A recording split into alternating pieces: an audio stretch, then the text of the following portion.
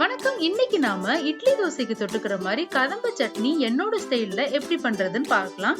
வாங்க காணொளிக்குள்ள போலாம். முதல்ல அடுப்பு பத்த வச்சு கடாய் வச்சுக்கலாம். 1 டேபிள் ஸ்பூன் அளவு எண்ணெய் விட்டுக்கலாம். எண்ணெய் சூடானதும் 1 டேபிள் ஸ்பூன் உளுத்தம் பருப்பு சேர்த்துக்கலாம்.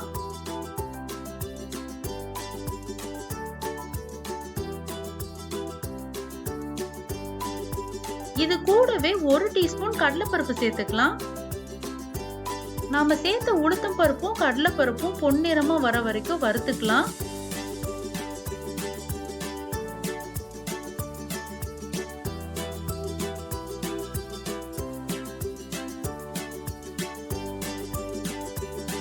பருப்பு வறுபட்டுருச்சு.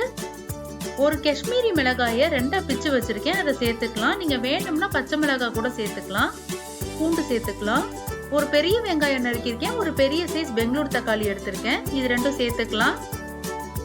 வெங்காயமும் தக்காளியும் சம அளவுல போடணும், அப்பதான் டேஸ்ட் நல்லா இருக்கும். வெங்காயம் தக்காளியை ஒரு 2 நிமிஷம் நல்லா வதக்கிக்கலாம்.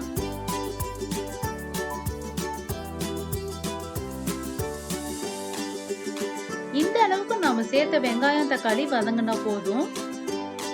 ஒரு கையளவு புதினா, ஒரு கையளவு கொத்தமல்லி, கொஞ்சோண்டு கருவேப்பிலை எடுத்திருக்கேன், இதை சேர்த்துக்கலாம்.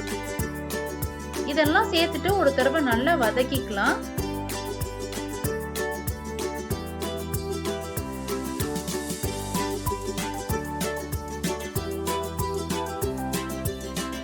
இதை வதக்கும் போது மூடி வைக்கணும்னு இல்லை, மூடி வச்சா கலர் மாறிடும்.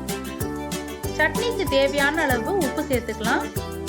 நான் ஒரு 1/2 டீஸ்பூன் கல் உப்பு சேர்த்துக்கிறேன். ஒரு தடவை நல்லா கலந்து விட்டுக்கலாம். நம்ம தண்ணி சேர்க்க வேண்டிய அவசியமும் இல்லை. இந்த வெங்காயம் தக்காளி புதினால இருக்க தண்ணியே போதுமானது. இந்த அளவுக்கு வதங்கினா போதும். 2 டீஸ்பூன் பொட்டுக்கடலை சேர்த்துக்கலாம். கடைசியா தேங்காய் துருவல் சேர்த்துக்கலாம். தேங்காய் துருவலுக்கு அளவெல்லாம் கிடையாது, நமக்கு எவ்வளவு வேணுமோ அவ்வளவு சேர்த்துக்கலாம்.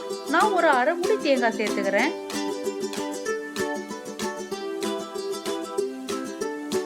தேங்காய் சேர்த்துட்டு ரொம்ப நேரம் வதக்கணும்னு இல்லை, அதோட ஈரப்பதம் போற அளவுக்கு வதக்குனா போதும்.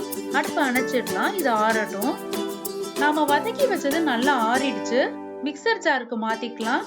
கொஞ்சமா தண்ணி விட்டு அரைச்சுக்கலாம். சட்னி அரைச்சாச்சு. இது ஒரு பாத்திரத்துக்கு மாத்திக்கலாம். இந்த சட்னி பொறுத்த வரைக்கும் கொரகொரப்பா இருந்தாதான் நல்லா இருக்கும்.